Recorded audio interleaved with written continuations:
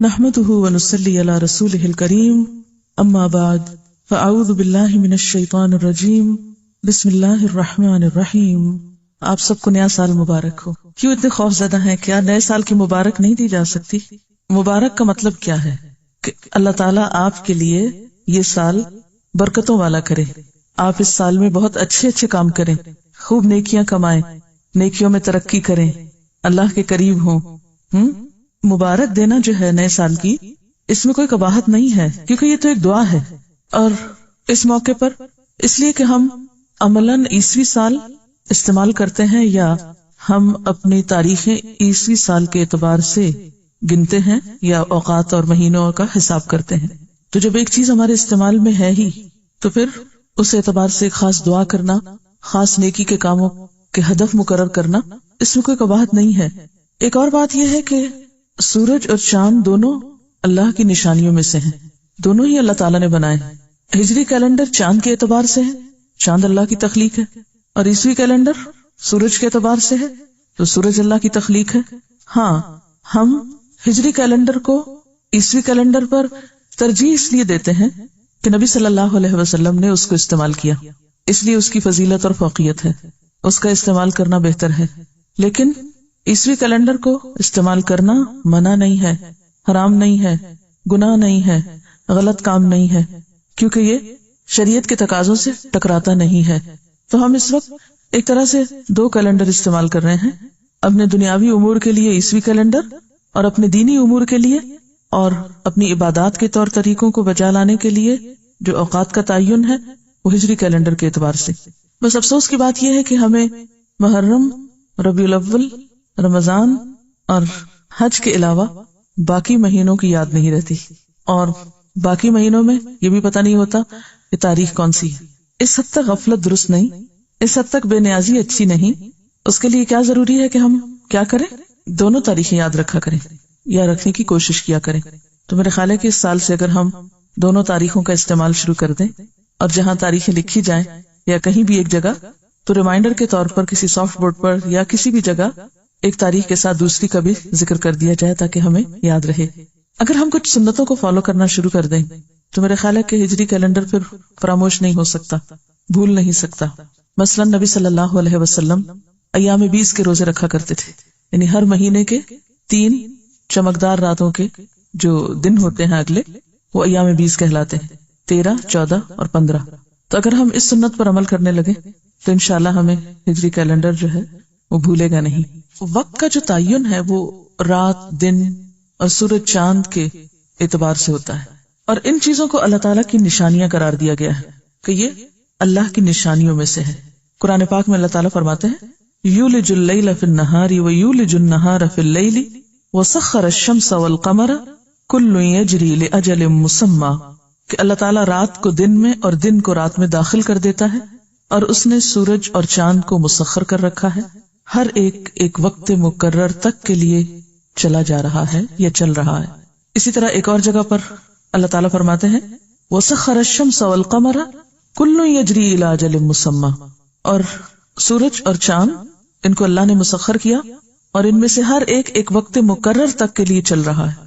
یعنی اگرچہ سورج چاند اوقات بتانے کے لیے ہیں، لیکن ان کا اپنا بھی ایک وقت مقرر ہے، وہ خود بھی ایک وقت کے پابند ہیں، ان کا کام بھی ایک وقت مقرر تک ہے۔ دن اور رات اللہ تعالیٰ نے کیوں بنائے؟ یہ دن اور رات کا تصور کیا ہے؟ اللہ تعالیٰ فرماتے ہیں وَهُوَ الَّذِي جَعَلَ اللَّيْلَ وَالنَّهَارَ خِلْفَةً لِمَنْ أَرَادَ أَن يَذَّكَّرَ أَوْ أَرَادَ شُكُورًا، کہ وہ اللہ ہی وہ ذات ہے جس نے رات اور دن بنائے ایک دوسرے کے پیچھے آنے والے سکسیسرز۔ لمن اراد ان یذکر، ہر اس شخص کے لیے جو چاہے کہ نصیحت حاصل کرے، او اراد شکورا، یا وہ ارادہ کرے شکر گزار ہونے کا۔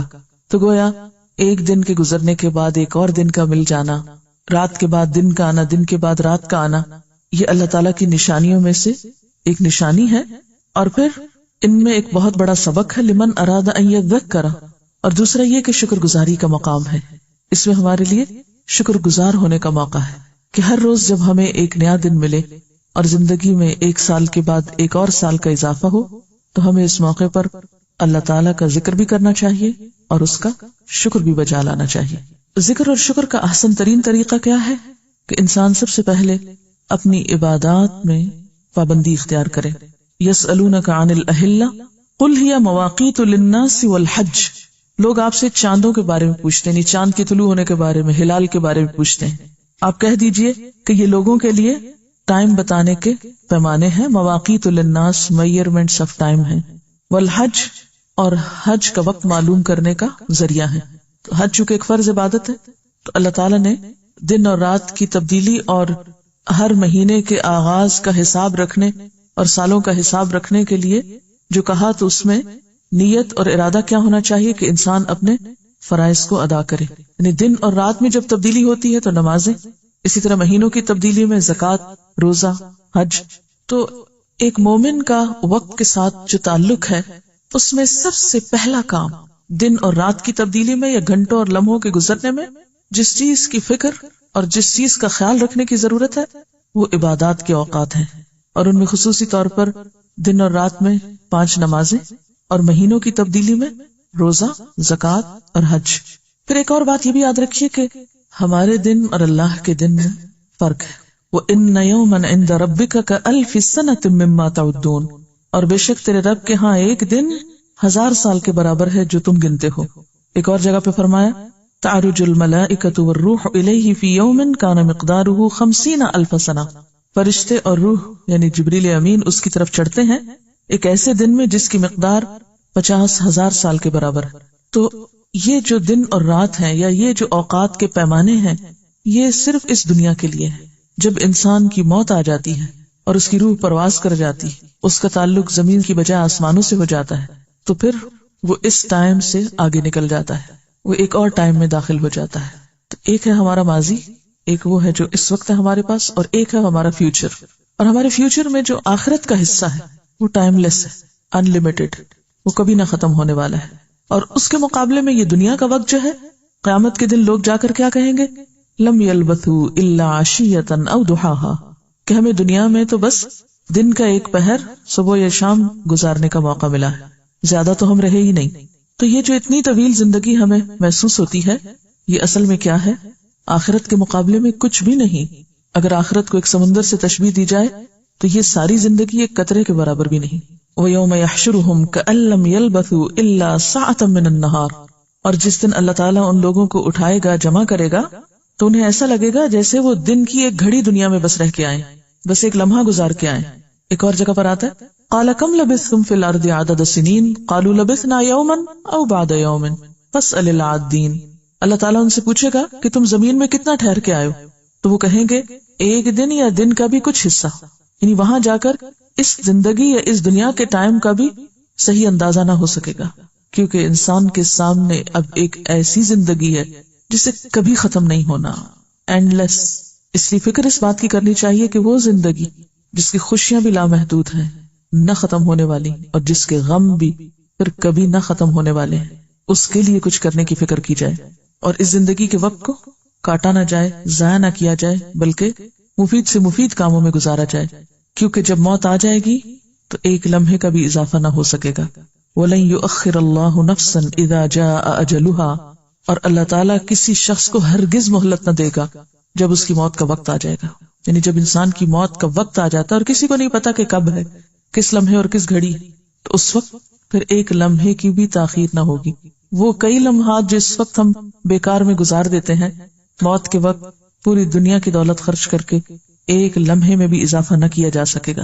اسی لیے اللہ تعالیٰ نے فرمایا تھا کہ بل تؤثرون الحیات الدنیا والآخرۃ خیر وابقا. لیکن تم لوگ دنیا کی زندگی کو ترجیح دیتے ہو، یعنی دنیا کے کاموں کو، حالانکہ آخرت بہتر بھی ہے اور زیادہ باقی رہنے والی بھی. اصل میں اس وقت چونکہ ہمیں یہ نعمت ملی ہوئی ہے اور وافر مقدار میں ملی ہوئی ہے تو ہم اس کی قدر نہیں کرتے. لیکن اصل قدر کب ہوگی؟ جب انسان دنیا سے رخصت ہونے لگے گا یا پھر یہاں سے چلا جائے گا. پھر سینکڑوں سال کی زندگی، ہزاروں سال کی زندگی جو قبر میں گزرے گی، برزخ میں ہوگی، اس میں کچھ بھی نہ کر سکے گا. اس مدت میں ایک دفعہ سبحان اللہ کہنے کا بھی موقع نہ ہوگا، صلاحیت نہ ہوگی، استطاعت نہ ہوگی. اور اگر موقع دے بھی دیا جائے تو وہ لکھا نہ جائے گا، کاؤنٹ نہ ہوگا، اس کا کچھ فائدہ نہ ہوگا. آج کتنے ہی لمحات ایسے ہیں جن میں ہم بہت دفعہ اللہ کا ذکر کر سکتے ہیں لیکن نہیں کرتے. آپ دیکھیں کہ 1 منٹ کے اندر جس کو ہم بعض اوقات ایسے ہی ادھر ادھر ضائع کر دیتے ہیں، انسان کیا کچھ نہیں کر سکتا. 120 ایوریج جو ہے وہ 120 ہو سکتی ہے، کیونکہ 1 سیکنڈ میں آپ 2 دفعہ سبحان اللہ آرام سے کہہ سکتے ہیں. اور یہی ایوریج آپ لگائیں الحمدللہ کہنے کی، اور آپ کو پتا ہے کہ 1 دفعہ الحمدللہ کہنے کا اجر کتنا ہے؟ کتنا اجر ہے 1 دفعہ الحمدللہ کہنے کا؟ الحمدللہ تملأ المیزان، الحمدللہ کہنا میزان کو بھر دیتا ہے. اچھا پھر 1 منٹ کا حساب لگا کے ذرا سبحان اللہ و بحمدہ سبحان اللہ العظیم پڑھیے ذرا. 30s میں سمجھے ایوریج 30 پلس ہے. اب میں آپ کو ایک حدیث سناتی ہوں. حضرت ابو ہریرہ رضی اللہ تعالی عنہ سے روایت ہے کہ رسول اللہ صلی اللہ علیہ وسلم نے فرمایا، 2 کلمات زبان پہ بہت ہلکے ہیں، میزان میں بہت بھاری ہیں، رحمان کو بہت محبوب ہیں، سبحان اللہ و بحمدہ سبحان اللہ العظیم. ایک دوسری حدیث میں صرف سبحان اللہ و بحمدہ، اس میں سبحان اللہ العظیم نہیں ہے. یہ حدیث بھی حضرت ابو ہریرہ سے روایت ہے. فرمایا جو شخص دن میں 100 بار سبحان اللہ و بحمدہ پڑھتا ہے اس کی خطائیں مٹا دی جاتی ہیں، خواہ وہ سمندر کی جھاگ کے برابر ہی کیوں نہ ہو. متفق علیہ، بخاری اور مسلم کی روایت ہے. تاکید ہو جاتی ہے نا جب کوئی حدیث بخاری اور مسلم دونوں میں ہوتی. اگر آپ نے 33 دفعہ یا 30 سے کچھ زائد مرتبہ 1 منٹ میں پڑھا ہے سبحان اللہ و بحمدہ سبحان اللہ العظیم، اٹ مینس کہ آلموسٹ ڈبل ٹائم لگا ہے. اگر آپ صرف 1 دفعہ پڑھتے ہیں سبحان اللہ و بحمدہ تو 1 منٹ میں آپ 60 یعنی 60 دفعہ آسانی سے پڑھ سکتے ہیں. اور زیادہ سے زیادہ 1.5 منٹ میں آپ یہ عمل کر سکتے ہیں سبحان اللہ و بحمدہ 100 دفعہ پڑھنے کا. اور آپ اگر دن میں کوئی ایک وقت 1.5 منٹ کا مقرر کر دیں، مثلا سونے سے پہلے، مثلا سفر کرتے ہوئے، گھر سے یہاں تک آنے میں، واپسی پر، کسی بھی ایک موقع پر، تو کتنی ہمارے قلب اور روح اور اعمال نامے کی صفائی ہوتی رہے گی ساتھ ساتھ. لیکن اصل بات یہ ہے کہ ہم اپنے اوقات کو منظم کرنا جانیں اور ان لمحات کی قدر کریں، ان منٹس کی قدر کریں. بعض اوقات ہم منٹ بھر کے لیے خاموش بیٹھے رہتے ہیں، سوچتے رہتے ہیں، فکر کرتے رہتے ہیں، نہ کچھ بولتے ہیں، نہ کہتے ہیں، نہ خصوصاً جو لوگ ڈپریشن میں ہوتے ہیں بعض اوقات کوئی بات کرنا بھی بھول جاتے ہیں، ذکر کرنا بھی بھول جاتے ہیں. تو ایسے میں اگر ذکر کیا جائے تو اس ڈپریشن سے بھی نکل آئیں گے. کیونکہ عموماً ڈپریشن کی وجہ بھی یہ ہوتی ہے نا کہ انسان کے ذہن پر، انسان کے دل پر کچھ بوجھ ہوتے ہیں، وہ بوجھ اس کو اتنا دبا دیتے ہیں، اتنا نیچے گرا دیتے ہیں. ڈپریس کا مطلب ہی کیا ہے؟ لفظی مطلب یا لغوی مطلب کیا ہے؟ ڈپریشن گڑھے کو کہتے ہیں یا نچلی جگہ کو کہتے ہیں. تو انسان کو گڑھوں میں لے جاتے ہیں گناہوں کے یہ بوجھ، بعض اوقات یا گلٹ یا کوئی غم یا دکھ یا تکلیفیں. تو ان سے نکلنے کا واحد ذریعہ اللہ کی ذات کو تھامنا ہے، اور اس کا طریقہ اللہ کا ذکر ہے جو ہمارے لیے کچھ بھی بوجھل نہیں، کچھ بھی بھاری نہیں. اگر ہم سنجیدگی کے ساتھ صرف اپنے ساتھ تہیہ کر لیں، عہد کر لیں، اپنے آپ کو عادت ڈال لیں، کسی ایک ٹائم کے ساتھ اس کو باندھ لیں، اپنے اہداف کو اوقات کے ساتھ باندھیے. جو آپ ایم کریں، جو ٹارگٹ کریں، اس کے ساتھ جب تک ٹائم نہیں باندھیں گے کام نہیں ہونے کا. کبھی بھی صرف منصوبے نہ بنائیں، کبھی بھی صرف پلاننگ نہیں کریں، بلکہ کیا کریں؟ منصوبہ اور ساتھ ہی وقت پلس کر دیں کہ کوئی کام کرنا ہے کس وقت کرنا ہے. دیکھیے آج جیسے پہلی تاریخ ہے نا سال کی، تو آج آپ اپنے ساتھ کچھ عہد کیجئے، اپنے کچھ منصوبے بنائی کہ اس سال میں یہ اور یہ کام کرنا چاہوں. کچھ باتوں کا تو پہلے ذکر کیا گیا اجمالی طور پر، لیکن کچھ تفصیلی باتیں بھی. تفصیلی سے مراد کیا ہے کہ جیسے اگر ابھی ذکر کی بات ہو رہی تھی تو ذکر ہی پر اگر آپ کچھ چیزوں کا تہیہ کر لیں کہ یہ ذکر میں نے اپنی زندگی میں شامل کر لینا ہے کیونکہ یہ بہت فائدہ مند بات ہے. اب سوال یہ پیدا ہوتا ہے کہ کون سا طریقہ ہو کہ جس سے میں اس عمل کو پھر بھولوں نہیں، یاد رکھوں. وہ اپنی سہولت سے کوئی بھی وقت آپ مقرر کر سکتے ہیں، اور وہ وقت مقرر کریں جس وقت میں عموماً آپ کا 1.5 منٹ فارغ ہوتا ہے، جس وقت میں آپ 1.5 منٹ خالی نکال سکتے ہیں. میں سمجھتی ہوں کہ کلاس سے نکل کر گیٹ تک جانے میں آپ کو 1.5 منٹ سے تو زیادہ ہی لگتا ہے. اگر تو کوئی ضروری بات ہے تو آپ ضرور کیجئے ایک دوسرے سے، لیکن اگر کوئی خاص بات نہیں، کوئی بامقصد بات نہیں، تو آپ اس وقت کو بھی باندھ سکتے ہیں کہ یہاں سے نکلتے وقت، گیٹ تک پہنچتے وقت یا گاڑی تک بیٹھتے وقت اگر آپ ایک چھوٹی سی تسبیح یا انگلیوں پہ گننے کی عادت ہو تو زیادہ ہی اچھا ہے. اگر اس وقت میں بھی آپ سبحان اللہ و بحمدہ 100 دفعہ کر لیں تو انشاءاللہ تعالیٰ آپ روحانی طور پر بہت ہلکا اپنے آپ کو محسوس کریں گے. اور یہ وہی 1.5 منٹ ہوگا کہ جس کی مرتے وقت ہم کتنی بھی خواہش کریں، کتنی بھی تمنا کریں، وہ ہمیں نہیں مل سکتا. اور جہاں تک ذکر کا تعلق ہے، حضرت ابو ہریرہ رضی اللہ تعالیٰ عنہ سے روایت ہے، مسلم نے اس کو روایت کیا اپنی کتاب نے. نبی صلی اللہ علیہ وسلم نے فرمایا کہ مجھے سبحان اللہ والحمد للہ ولا الہ الا اللہ واللہ اکبر کہنا ہر اس چیز سے زیادہ محبوب ہے جس پر سورج طلوع ہوتا ہے. یعنی میرے پسندیدہ ترین کاموں میں سے، پسندیدہ ترین چیزوں میں سے ہے کہ میں یہ ذکر کروں. پھر اسی طرح آپ دیکھیے ایک دفعہ درود شریف پڑھنے میں کتنا ٹائم لگتا ہے، صرف ایک بار. اور مختصر درود مثلا اللہم صلی علی محمد وعلی آل محمد یا اللہم صلی علی سیدنا مولانا محمد وبارک وسلم، یا پھر صلی اللہ علیہ وسلم. کتنی دیر لگتی؟ صلی اللہ علیہ وسلم کہنے میں کتنی دیر لگتی؟ اللہم بارک وسلم علی نبینا محمد کتنی دیر لگی؟ 1 سیکنڈ یا 2 سیکنڈ زیادہ سے زیادہ. نبی صلی اللہ علیہ وسلم نے فرمایا جو شخص مجھ پر ایک بار درود پڑھتا ہے اللہ تعالیٰ اس پر 10 بار رحمت کرتے ہیں. 10 رحمتیں آتی ہیں اس پر جو ایک بار درود پڑھے. ہمیں رحمت کی ضرورت نہیں، ہم رحمت نہیں چاہتے، ہم سب چاہتے ہیں، بہت ضرورت ہے ہم سب کو، اور اللہ کی رحمت ہی سے تو بخشے جائیں گے. لیکن جس طریقے سے رحمت آتی ہے وہ طریقہ نہیں اختیار کرتے، اس میں کوتاہی کرتے ہیں، اس میں سستی کرتے ہیں. جیسے کل بھی بات ہوئی تھی نا کہ وقت کو ضائع کرنے میں کچھ اسباب ہمارے ذاتی ہیں، اور ان ذاتی اسباب میں کیا ہے؟ صرف سستی، کوتاہی، غفلت. موقع ہے، وقت ہے، ہمت ہے، طاقت ہے، علم ہے، پتہ ہے، بس سستی. تو اس میں کچھ چیزیں ایسی ہیں کہ جن کے بارے میں سستی جو ہے وہ انتہائی نقصان دہ ہے.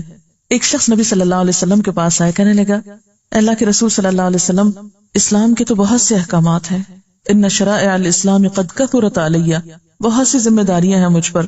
فاخبرنی بشیء اتشبث بہ، مجھے کوئی ایسی بات بتائیے کہ جسے میں مضبوطی سے پکڑ لوں. یعنی کرنے کے کام تو بے شمار ہیں، کوئی ایک بات ایسی بتا دیں کہ بس جس کو میں کبھی نہ چھوڑوں. پھر تو آپ نے فرمایا لا یزال لسانک رطبا من ذکر اللہ، تمہاری زبان ہمیشہ اللہ کے ذکر سے تر رہے، یعنی ہر وقت تم ذکر کرتے رہو. اور آپ صلی اللہ علیہ وسلم کے بارے میں کیا آتا ہے؟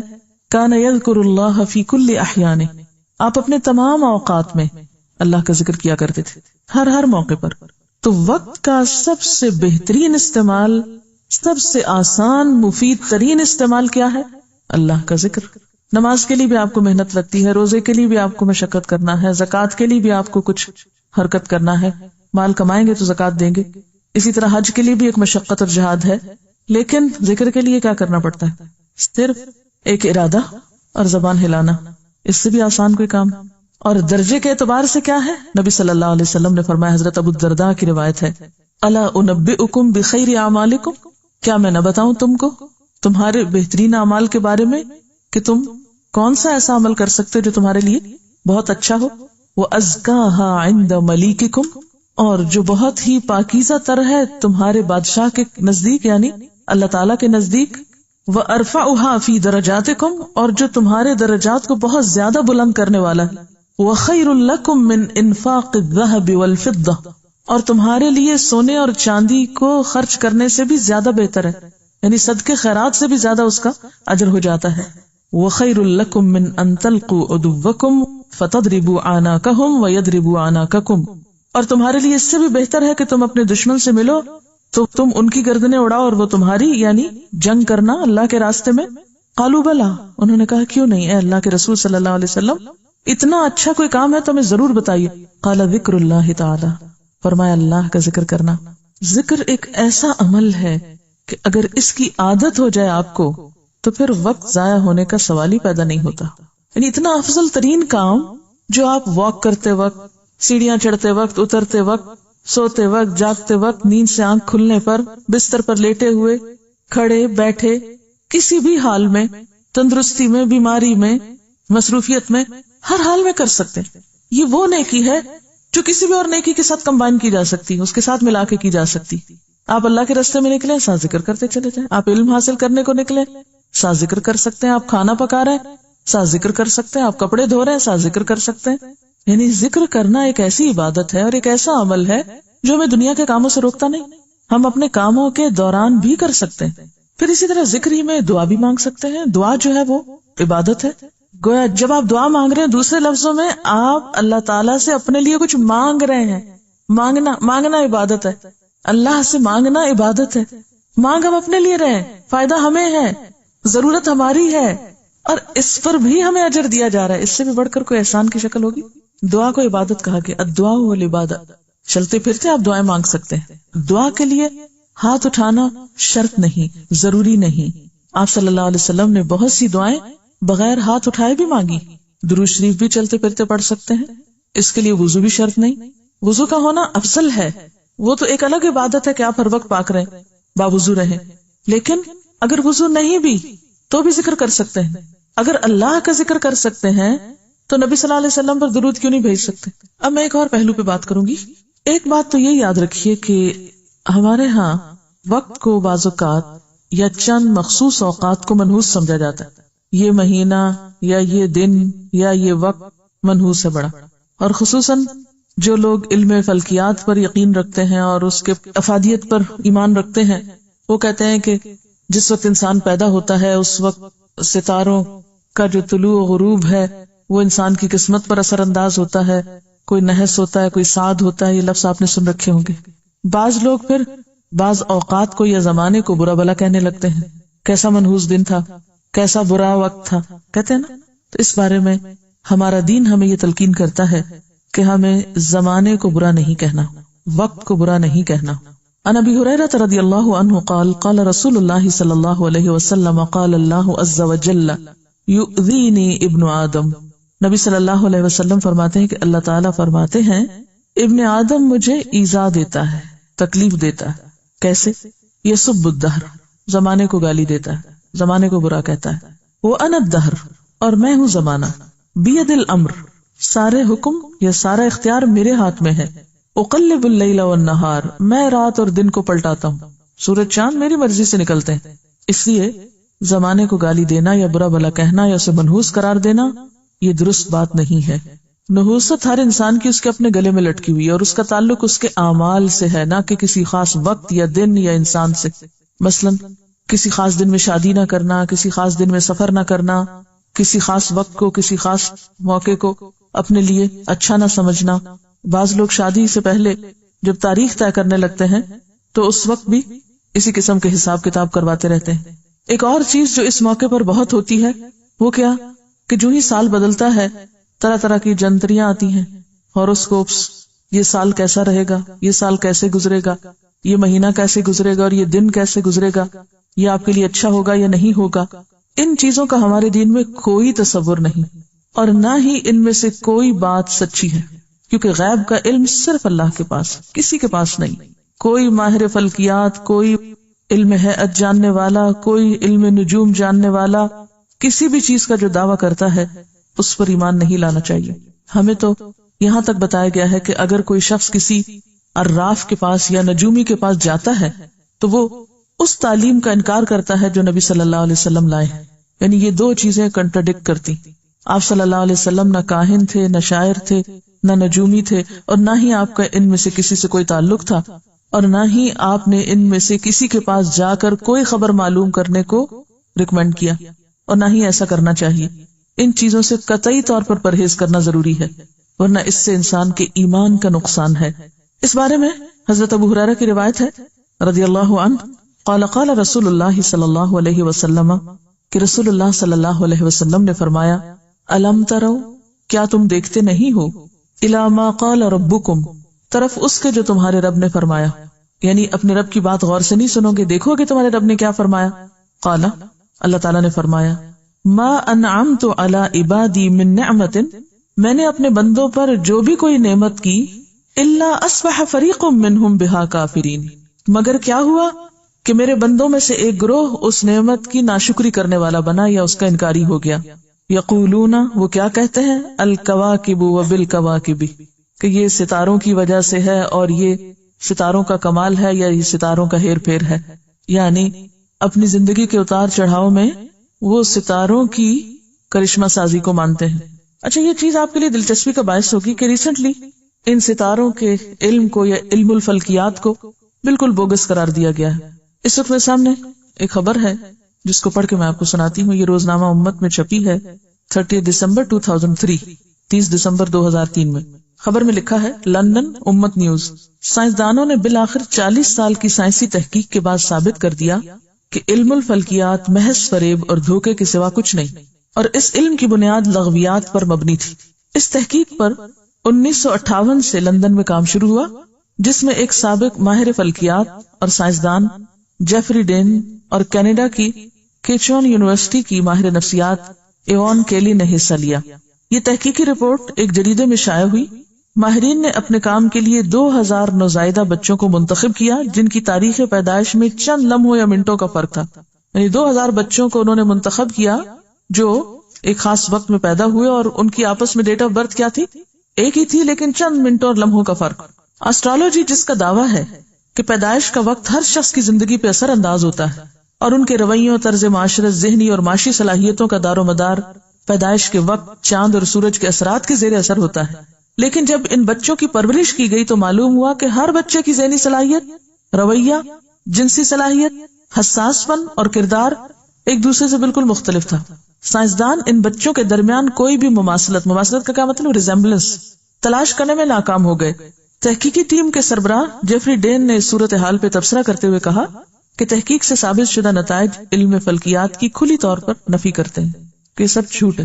انسان کی کمزوری ہے کہ وہ توہمات پر بہت جلدی یقین کر لیتا ہے، اور اصل میں یہ شیطان کا ایک عمل ہوتا ہے نا، شیطان ایک وسوسہ ڈالتا ہے نا انسان کے دل میں، تو کوئی بھی چیز جو خارج سے کسی اتفاقی واقعے کی وجہ سے اس کی تائید کر دے تو انسان فوراً یقین کر لیتا ہے، اس پر ایمان لے آتا ہے۔ اس وقت آپ دیکھیں اچھے خاصے لوگ ایسے ایسے توہمات پر یقین رکھتے ہیں، تو ہمیں اس لیے نہیں کہ یہ سائنسدانوں نے کہا ہے، ویسے افسوس کی بات تو یہی ہے کہ جب سائنسدان کہتے ہیں تو پھر ہمارے ایمان میں ضرور اضافہ ہوتا ہے، لیکن جب اللہ کے رسول صلی اللہ علیہ وسلم ایک بات بتائیں تو ہم اس کو اتنی اہمیت نہیں دیتے جتنی دینی چاہیے۔ ہم سب اپنے دلوں کا جائزہ لے لیں نا، حقیقت یہی ہے نا، جب وہاں سے پتا چلتا ہے کہ لا تیارہ کوئی نحوست نہیں ہوتی اور نہ کوئی چیز منحوس ہوتی ہے اور نہ ہی یہ سب علوم کی کوئی حقیقت ہے، تو ہم اس کو ماننے کو تیار نہیں ہوتے۔ لیکن جب سائنسدان کہیں کہ ہم نے 2000 بچوں کے اوپر تجربہ کر کے یہ بات ثابت کی کہ کوئی فائدہ نہیں اس علم کا، اور سب بیکار باتیں، تو ہم کہتے ہیں بالکل سچ۔ یعنی ہاں ایک وقت آئے گا کہ پھر انشاءاللہ کسی کی بات سے بڑھ کر اللہ کے رسول صلی اللہ علیہ وسلم کی بات ہوگی، اور یہی محبت کی علامت ہے، ایمان کی علامت ہوتی ہے، اور یہ آہستہ آہستہ نصیب ہوتی ہے، صرف جذباتی باتوں سے نہیں آتی، اور ایک وقت لگتا ہے۔ ان کا سوال یہ ہے کہ 12 بجے کے وقت یا 12 بجے کے بعد نماز نہیں پڑھنی چاہیے۔ جی ہاں، ایسا ہے کہ کچھ اوقات ایسے ہیں کہ جن میں ہمیں عبادت سے منع کیا گیا ہے، اور سجدے سے خاص طور پر، باقی عبادات سے نہیں۔ قرآن پڑھ سکتے ہیں، ذکر کر سکتے ہیں، اور بہت سے اچھے کام کر سکتے ہیں، لیکن سجدہ نہیں کر سکتے ان میں جب سورج طلوع ہو رہا ہو، جب سورج ڈھل رہا ہو، جب سورج غروب ہو رہا ہو۔ کیوں؟ اس کی وجہ یہ نہیں کہ اس وقت کوئی قسمت میں تبدیلی ہو رہی ہوتی ہے یا اس میں کوئی اثر اندازی ہو رہی ہوتی، اس کی بنیادی وجہ یہ ہے کہ یہ اوقات کچھ قوموں کی عبادت کے ہیں جو سورج کی پوجا کرتے ہیں۔ مثلا مصری قوم جو ہے وہ سورج دیوتا کی پجاری تھی، فرعون کا بھی معنی یہی بنتا ہے سورج دیوتا، تو وہ اپنے دیوتا کی پوجا کرتے تھے۔ کچھ اور قومیں بھی، اور ان کی پوجا کا وقت خاص طور پر کون سا ہوتا تھا؟ جب سورج آ رہا ہوتا تھا یا سورج جا رہا ہوتا تھا یا سورج ڈھل رہا ہوتا تھا۔ رات کے 12 بجے کوئی زوال نہیں ہوتا، یہ صرف دن کے وقت ہوتا ہے، اور دن میں بھی ضروری نہیں کہ 12 بجے ہی ہو، اس سے پہلے تھوڑا یا بعد میں کچھ بھی ہو سکتا ہے، ٹھیک ہے۔ اسی لیے آپ دیکھتے ہیں کہ حضرت ابراہیم علیہ السلام نے بھی جب اللہ تعالیٰ کی یا الہ کی تحقیق یا تلاش شروع کی، تو جو بڑی بڑی نشانیاں ہیں کائنات کی، جن میں سے سورج بھی ایک نشانی ہے، اس کو دیکھ کر کیا کہا؟ یہ میرا رب ہو سکتا ہے، یہ سب سے بڑا ہے، ھذا اکبر۔ پھر اس کے بعد کہا نہیں، یہ تو غروب ہو جاتا ہے، الہ غروب نہیں ہو سکتا۔ ہمیں ان اوقات سے صرف اس لیے نماز پڑھنے سے روکا گیا ہے یا سجدہ کرنے سے کیونکہ اس میں احتمال تھا کہ دوسری قوموں کی مشابہت ہو۔ ایک عربی کا شعر میں پڑھ رہی تھی جو مجھے بہت ہی اچھا لگا، اور اس کو پڑھ کے آپ یاد آئے، کیونکہ ہر شعر کو پڑھ کے کوئی یاد آتا ہے نا، تو اس شعر کو پڑھ کے آپ یاد آئے، سنا دیتی ہوں۔ اذا یؤذیک حر المصیف ویبس الخریف وبرد الشتاء ویلہیک حسن زمان الربیع فاخذک للعلم قل لی متی۔ سمجھ نہیں آیا؟ چلو لفظ لفظ ترجمہ کرتی پھر آپ جوڑیں۔ اذا جب یؤذیک تکلیف دیتا ہے تم کو، حر المصیف یعنی موسم گرما کی گرمی آپ کو جب تکلیف دیتی ہے، ویبس الخریفی اور خزاں کی ڈرائینس، وبرد الشتاء اور سردیوں کی ٹھنڈک، ویلہیک اور غافل کر دیتا ہے تجھ کو حسن زمان الربیع بہار کے زمانے کا حسن، فاخذک للعلم تو تمہارا پھر علم حاصل کرنا، قل لی بتاؤ تو مجھے متا کب ہوگا۔ یعنی گرمیوں میں گرمی لگتی ہے، سردیوں میں بہت سردی ہے، ہاں، اور بہار کے موسم میں بہت مستی ہے، بہت حسن ہے ہر طرف پھیلا ہوا، باہر پھول کھلے اور ہم یہاں اندر بیٹھے ہیں، کتنے بد ذوق ہو۔ پڑھنے والوں کو اٹھا دیتے ہیں یہ کہہ کے تو مجھے یہ تو بتاؤ کہ پھر علم حاصل کرنے کا موقع یا زمانہ کب آئے گا؟ اکثر ایسا ہی ہوتا ہے نا، جب ہم پڑھنے بیٹھتے ہیں بہت گرمی لگ رہی ہے، بہت سفوکیشن ہے، بہت سردی آ گئی، تو بالکل نہیں پڑھا جا رہا، کنسنٹریٹ نہیں کر پا رہا، اب تو باہر آ گئی تو بہت ڈرائی ویدر آ گیا، تو پوچھتا فَأَخْذُكَ لِلْعِلْمِ قُلْ لِي مَتَى، وہ کون سا وقت ہوگا کہ جب پھر تم اچھی طرح پڑھ سکو گے۔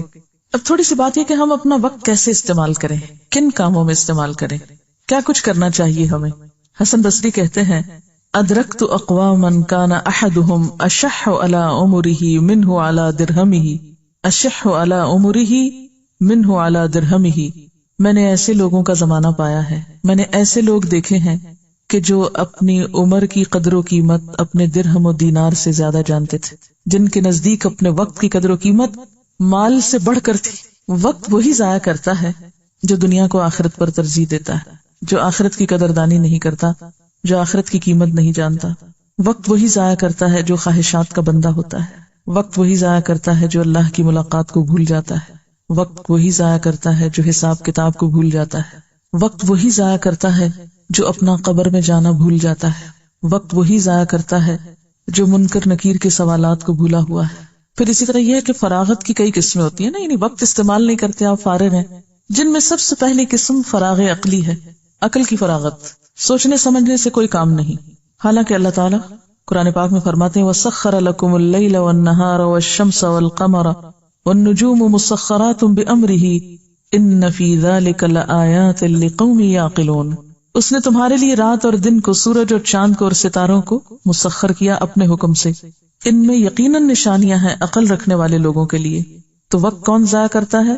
جو عقلی طور پر فارغ ہو، جو عقل استعمال نہ کرے یا جس کی عقل کام نہ کرتی ہو، کیونکہ جو ہر دن کو طلوع ہوتے اور غروب ہوتے دیکھتا ہے اور ستاروں کا طلوع ہونا اور غروب ہونا جانتا ہے، جو آسمان اور زمین میں 24 گھنٹوں کے اندر بے شمار تبدیلیوں کا مشاہدہ کرتا ہے اور پھر عقل سے کام نہیں لیتا، پھر غور و فکر نہیں کرتا، تو پھر وہ عقلی فراغ کا شکار ہے یا اس کی عقل کام نہیں کرتی۔ پھر دوسری چیز فراغت قلب، دل میں احساس نہ ہونا یا دل کا احساس زیاں سے خالی ہونا، نقصان کی کوئی فکر ہی نہ ہونا۔ ابن القیم الجوزی کہتے ہیں تم 3 مواقع پر اپنے دل کا جائزہ لو، قرآن سنتے وقت، ذکر کی مجلسوں میں اور فراغت کے اوقات میں، فرصت کے اوقات میں، خالی لمحات میں۔ اگر ان 3 مواقع پر دل نہ پاؤ، دل غائب ہے، دل حاضر نہیں، تو اللہ سے دعا کرو کہ وہ تمہیں قلب سلیم عطا کرے، کیونکہ تمہارے پاس دل ہی نہیں، فَإِنَّهُ لَا قَلْبٌ لَكَ، تمہارے پاس دل ہے ہی نہیں، تم بے دل شخص ہو۔ تو جب قرآن کی تلاوت ہو رہی ہوتی ہے تو دل کا کیا حال ہے، دل کہاں ہے، دل مشغول ہے یا نہیں، دل بھی کسی کام میں لگا ہوا ہے یا نہیں۔ اسی طرح ذکر کی مجلسوں میں، نصیحت کی مجلسوں میں دل کہاں ہے، کام کر رہا ہے یا نہیں۔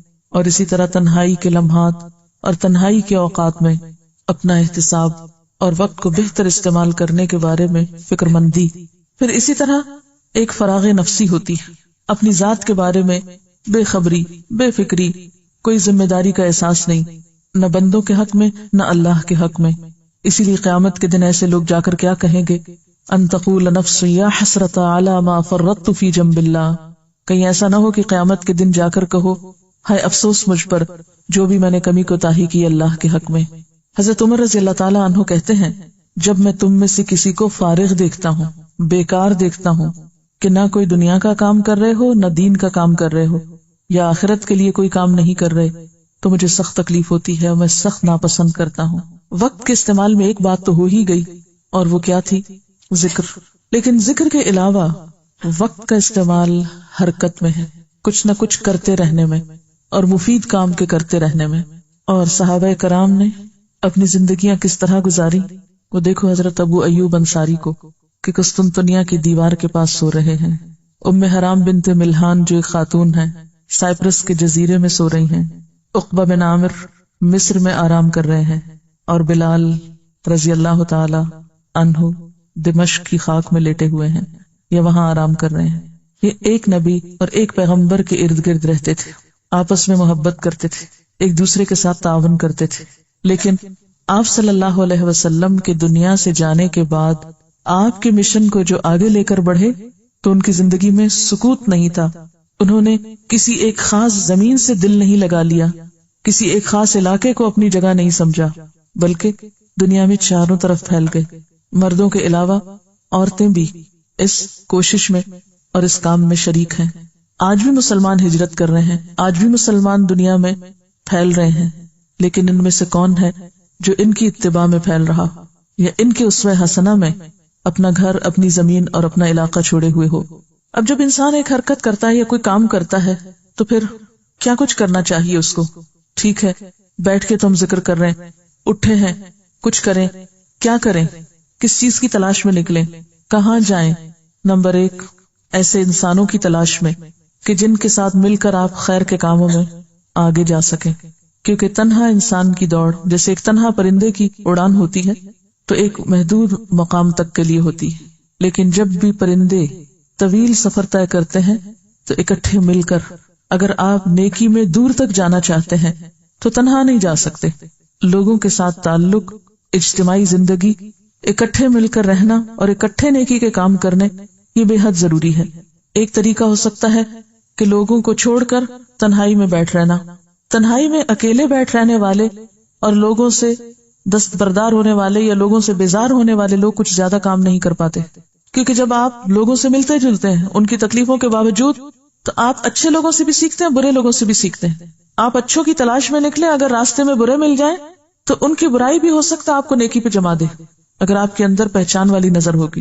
اسی لیے حضرت علی رضی اللہ تعالی عنہ کا ایک قول ہے، خالط المؤمن بقلبک وخالط الفاجر بخلقک، کہ مومن کے ساتھ تو ملو جلو دل کے ساتھ، محبت کے ساتھ، لیکن فاجر کے ساتھ جب ملو تو اخلاق کے ساتھ. یعنی اچھا شخص مل جائے جس کو دیکھ کر ایمان بڑھے تو اس سے تو قلبی تعلق ہونا چاہیے، اور اگر کوئی ایسا انسان ملے کہ جس کے اندر کوئی ایمان نہیں، بہت ہی خراب شخص ہے، تو بھی تم اخلاق کا دامن نہیں چھوڑو، تم اس کو اخلاق سکھاؤ، لیکن لوگوں سے الگ نہیں رہو. انفرادیت نہیں، اجتماعیت، لوگوں سے فرار نہیں، لوگوں کے بیچ میں رہنا. جس ایک اور روایت میں بھی آتا نا کہ وہ شخص جو لوگوں کی اذیتوں کے باوجود لوگوں کے ساتھ مل کر رہتا ہے وہ بہتر ہے اس شخص سے جو سب کو چھوڑ کے ایک طرف ہو جائے. پھر آپ نکلے اور حرکت کریں تو کس پر؟ لوگوں کی مدد کے لیے. اچھا، جب آپ یہ لفظ سنتے ہیں کہ کسی کی مدد کے لیے نکلے تو آپ کے ذہن میں کیا ہوتا ہے؟ کیسی مدد؟ وہ کوئی خاص بوری بھر کے لے جا رہے ہیں آپ گاڑی میں رکھ کے کہیں کسی کو دینے کے لیے تو یہ تو مدد ہوگی؟ نہیں. کوئی بیٹھ کے اٹھ نہیں پا رہا، کسی کی کتاب گر گئی، کسی کا قلم چھوٹ گیا، چھوٹے چھوٹے کاموں میں دوسروں کی مدد. اپنی شخصیت کو ہر دم ہر لمحہ خدمت کے لیے تیار رکھیں کہ چھوٹی چھوٹی چیزوں میں راہ چلتے کسی نہ کسی کی کچھ نہ کچھ مدد، یعنی مدد کرنے والا ایٹیٹیوڈ اختیار کریں کہ آپ ہر وقت تیار ہوں کہ کہیں مجھے کوئی ملے تو میں اس کے لیے کچھ کر دوں. انتظار نہ کریں کہ ہاں وہ خاص کوئی موقع ہوگا تو پھر کچھ کریں گے. امام بخاری کے ایک استاد تھے ابو عثمان، وہ کہتے ہیں ما سألنی احد حاجتا الا قمت له بنفسی، کبھی کسی نے میرے سامنے اپنی کوئی حاجت یا ضرورت رکھی ہی تو میں خود اٹھ گیا اس کی مدد کے لیے. یعنی اگر میں خود پورا کر سکتا تھا تو بیٹھا نہیں رہ گیا، کسی کی بھی ضرورت کا پتہ پا کر فوراً اٹھا. وَإِن تَمَّ، اگر پوری ہو گئی، وَإِلَّا قُمْتُ لَهُ بِمَالِي، یعنی گھر میں کچھ ہے تو وہاں سے دے دیا، اگر گھر میں نہیں تو قُمْتُ بِمَالِي، پیسوں سے مدد کر دی کہ تم نے مجھ سے قلم مانگا، میرے پاس نہیں، مجھے خوشی ہوگی اگر تم میری طرف سے جا کے لے لو. فَإِن تَمَّ، اگر ایسا ہو گیا تو ٹھیک، وَإِلَّا اسْتَعَنَّا لَهُ بِالْإِخْوَانِ، اپنے پاس نہیں تھا، کچھ نہیں دے سکتے تھے، کسی دوسرے بھائی سے مدد لے کر ضرورت مند کی ضرورت پوری کر دی، سفارش کر دی جا کے کہ یہ شخص اس چیز کا ضرورت مند ہے، اس کی مدد کر دو. فَإِن تَمَّ، اور اگر وہ کام ہو گیا تو ٹھیک، وَإِلَّا اسْتَعَنْتُ لَهُ بِالسُّلْطَانِ، کہ مجھے اگر سلطان تک بھی جانا پڑا یا کسی بڑے تک جانا پڑا یا کسی ایسے شخص کے پاس جس کے پاس اتھارٹی ہو یا زور ہو تو میں اس تک بھی پہنچا تاکہ میں اس کی ضرورت پوری کرا دوں. ذرا اس مثال کو سامنے رکھ کے ہم سب اپنے اپنے رویے کو دیکھیں کہ کوئی ضرورت مند شخص ہمارے پاس جب آتا ہے ہمارا رویہ کیا ہوتا ہے، ہمارا طریقہ کیا ہوتا ہے؟ اس کو دیکھ کر آنکھیں بند کر لینا، کنی کترا جانا، اگنور کر جانا، گاڑی میں بیٹھے ہیں تو تیز دوڑا کے نکل جانا. اور یہ رویے کن کے ایسے ہوتے ہیں؟ انہی کے ہو سکتے ہیں جو یہ نہ جانتے ہوں کہ من نفس عن مؤمن کربتا من کرب الدنیا نفس اللہ عنہ کربتا من کرب یوم القیامہ، جس نے کسی مومن سے دنیا کی مصیبتوں میں سے کوئی مصیبت ہٹا دی، اللہ تعالیٰ اس کی قیامت کی تکلیفوں میں سے کوئی تکلیف ہٹا دے گا. اور پھر من کان فی حاجت اخیہ کان اللہ فی حاجتہ، جو اپنے بھائی کی حاجت میں ہوتا ہے، اس کی ضرورت پوری کرتا ہے، اللہ اس کی ضرورت پوری کر دیتا ہے. اور لوگوں کی ضروریات پوری کرنے کے لیے دل کی وسعت بڑی ضروری ہے کہ آپ کا دل بڑا ہو. اور یہ ضروریات صرف ان لوگوں کی پوری نہ کی جائیں جو آپ کے آس پاس ہیں، جو آپ کو اچھے لگتے، کوئی بھی ہو، اس سے کوئی فرق نہیں پڑتا کہ وہ کون ہے. کیوں؟ اس لیے کہ آپ کسی شخصیت کی مدد تو نہیں کر رہے، کسی نام کی مدد تو نہیں کر رہے، آپ کس کی مدد کر رہے ہیں؟ اللہ کے نام پر کر رہے ہیں. اس سے کیا فرق پڑتا ہے کہ وہ لینے والا کون ہے؟ ایک بہت ہی خوبصورت حدیث ہے، طبرانی نے اس کو اپنی اوسط میں روایت کیا ہے اور حاکم نے کہا ہے کہ صحیح الاسناد ہے، بہت ہی خوبصورت. نبی صلی اللہ علیہ وسلم نے فرمایا وَلَأَن يَمْشِي أَحَدُكُمْ مَعَ أَخِيهِ فِي قَضَاءِ حَاجَتِهِ، تم میں سے کوئی شخص اپنے بھائی کے ساتھ اس کی ضرورت پوری کرنے کے لیے چلے، یعنی کسی کی مدد کے لیے جب تم میں سے کوئی نکلتا ہے، وَأَشَارَ بِإِصْبَعَيْهِ، اور آپ نے اپنی 2 انگلیوں کے ساتھ اشارہ کر کے سمجھایا کہ اس کا یہ عمل افضل ہے، بہتر ہے، من ان یعتکف فی مسجدی ھذا شہرین، میری اس مسجد یعنی مسجد نبوی میں 2 مہینے اعتکاف میں بیٹھنے سے زیادہ افضل ہے اجر کے اعتبار سے. کہ آپ کسی ضرورت مند کی ضرورت پوری کرنے کے لیے اس کے ساتھ چل پڑے، اس کا ساتھ دیں، تو آپ کا یہ عمل کہیں بہتر ہے کہ آپ 2 مہینے مسجد نبوی میں جا کے اعتکاف بیٹھے. تو یہ ہے وقت کا استعمال. پھر اسی طرح نیک لوگوں کی مجلس تک جانے کی کوشش، نیک لوگوں کی مجلس تک پہنچنا، اس کے لیے سفر کرنا، اس کے لیے محنت کرنا. کیونکہ انسان تنہا تو اس کو پتہ ہی نہیں چلتا کہ اس نے اچھا کیا یا برا کیا، جب تک اس کے سامنے کوئی مثال نہ ہو. نبی صلی اللہ علیہ وسلم نے 5 باتوں کا حکم دیا، جن میں سے ایک کیا تھی؟ لوگوں کے ساتھ اکٹھے رہنا، لزوم الجماع. امام اوزاعی کہتے ہیں کہ 5 چیزیں جن کی صحابہ کرام بہت حفاظت کرتے تھے یا جن کا اہتمام کرتے تھے، ان میں نمبر 1 لزوم الجماع، اجتماعی زندگی اختیار کرنا، سب کے ساتھ مل کے رہنا، اکٹھے رہنا، یعنی جماعت کو لازم سمجھنا. نمبر 2 اتباع السنہ، ہر کام میں سنت کی پیروی. نمبر 3 عمارت المسجد، مسجد آباد کرنا. اور نمبر 4 تلاوت القرآن، قرآن کی تلاوت یعنی کثرت سے کرنا. اور پھر نمبر 5 والجہاد فی سبیل اللہ، اللہ کے راستے میں جہاد کرنا. نبی صلی اللہ علیہ وسلم نے فرمایا من اراد بحبوۃ الجنۃ فلیلزم الجماعہ فإن الشیطان مع الواحد وهو من الاثنین ابعد، کہ جو شخص جنت کے درمیان میں گھر چاہتا ہے، جنت کے بیچ میں گھر چاہتا ہے، اسے چاہیے کہ جماعت کو لازم پکڑے، کیونکہ اکیلے شخص کے ساتھ شیطان ہوتا ہے اور 2 لوگوں سے بہت دور بھاگ جاتا ہے. شیطان 2 لوگوں سے بہت دور بھاگ جاتا ہے. آپ اکیلے ہوتے ہیں نا، آپ کو وسوسے آنے لگتے ہیں، آپ کے دل میں غلط فہمیاں پیدا ہونے لگتی ہیں، آپ کی سوچ نیگیٹو ہونے لگتی.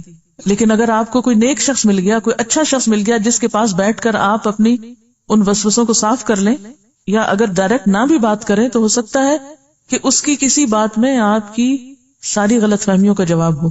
حضرت علی رضی اللہ تعالیٰ عنہ کہتے ہیں قدر الجماعت خیر من صفو الفرد، جماعت کے اندر رہتے ہوئے کچھ چیزوں کا میلا ہونا یا قدورت ہونا بہتر ہے تنہا انسان کی صفائی سے یا صفائے قلب سے. یعنی ایک شخص اکیلا رہ کے جو تزکیہ نفس کر رہا ہے وہ اس درجے تک نہیں پہنچ سکتا جہاں اکٹھے رہ کر لوگ چاہے آپس میں کٹ پٹ لگی رہے، کچھ نہ کچھ اونچ نیچ ہوتی رہے، اس ماحول میں رہنا کہیں بہتر ہے بنسبت اس کے کہ انسان تنہا کسی مصلی پہ بیٹھ کر نفل پڑھ رہا ہو. شافعی رحمۃ اللہ علیہ کہتے ہیں لیس لأحد الا وله محب ومبغض، ہر شخص کا کوئی نہ کوئی چاہنے والا بھی ہوتا ہے اور اس سے کوئی نہ کوئی نفرت کرنے والا بھی ہوتا ہے. یعنی کوئی شخص ایسا نہیں کہ جس کا کوئی چاہنے والا نہ ہو یا اس سے کوئی نفرت کرنے والا نہ ہو، یہ ایک عام بات ہے. فإذن لا بد من ذلك، اس کے بغیر تو چارہ ہی نہیں، یہ تو زندگی کا حصہ ہے. لیکن انسان کو پھر کیا کرنا چاہیے؟ صرف چاہنے والوں کے پاس نہ بیٹھے اور صرف بغض کرنے والوں کے پاس سے نہ بھاگے. فَلْيَكُنِ الْمَرْءُ مَعَ أَهْلِ طَاعَةِ اللَّهِ عَزَّ وَجَلَّ، انسان اللہ کی اطاعت کرنے والوں کو تلاش کرے اور ان کے ساتھ بیٹھ جائے، بھلے وہ آپ سے محبت کریں یا نہ کریں. کیونکہ عموماً انسان کا رجحان کس کی طرف ہوتا ہے؟ انسان کی خواہش نفس اس کو کس طرف لے جاتی ہے؟ محبت کرنے والوں کی طرف. اور بہت سے محبت کرنے والے دراصل ہمارا نقصان کرنے والے ہوتے ہیں، جو ہمیں اللہ کے راستے سے ہٹا دیتے ہیں. کیونکہ بسا اوقات انسانوں کی محبت ان کی اپنی خواہشات پر مبنی ہوتی ہے نا، خواہشات نفس پر مبنی ہوتی ہے، اور وہ اپنے نفس کی خواہشات کی تکمیل میں آپ کو انوالو کر لیتے ہیں اور آپ کا بھی وقت ضائع کرتے ہیں، فضول کی بیکار باتوں میں لگا کر، بیکار کاموں میں لگا کر، اور اس طرح آپ کیا کرتے ہیں، وہ وقت آپ کا جو اہم ترین اعلیٰ ترین مقاصد کے لیے استعمال ہونا تھا، وہ محض کس میں گزر گیا؟ خواہشات نفس کی تکمیل میں، حاصل کچھ بھی نہ ہوا، محض فضول کی بیکار باتیں۔ آج آپ دیکھیں انٹرنیٹ پہ جو چیٹ ہو رہی ہے، سب سے زیادہ پاکستان سے، یعنی جو ریشو ہے وہ سب سے زیادہ پاکستان کا نمبر 1 ہے، جہاں کی یوتھ جو ہے وہ چیٹ میں لگی ہوئی ہے۔ گھنٹوں گھنٹوں لوگ بیٹھے رہتے ہیں کمپیوٹرز پر وقت ضائع کرنے۔ کبھی سوچیں تو حاصل کیا ہوتا ہے، نتیجہ کیا نکلتا ہے؟ کسی انسان کے پاس بیٹھ کر تو پھر بھی انسان سمجھے، یعنی انسان کو انسان سے انس ہوتا ہے، لیکن ایک مشین کے ساتھ بیٹھ کے جو گھنٹوں گزرتے ہیں اور اس میں اوقات ضائع ہوتے ہیں، نمازوں میں تاخیر ہوتی، حقوق میں کوتاہی ہوتی، فرائض میں غفلت ہوتی، کبھی انسان سوچے تو کیا ہے؟ محض خواہشات نفس کی تکمیل اور وقت کا ضیاع۔ جب تک ہم اپنا احتساب خود نہیں کریں گے، جب تک ہم خود اپنے ساتھ سچے نہیں ہوں گے، جب تک اپنے مخلص ہم خود نہیں بنیں گے، اپنا حساب خود نہیں کریں گے، کوئی شخص ہمارے لیے کچھ نہیں کر سکتا۔ تو اس لیے ہم سب اپنا اپنا حساب کریں۔ سبحانک اللہم و بحمدک، نشہد ان لا الہ الا انت، نستغفرک و نتوب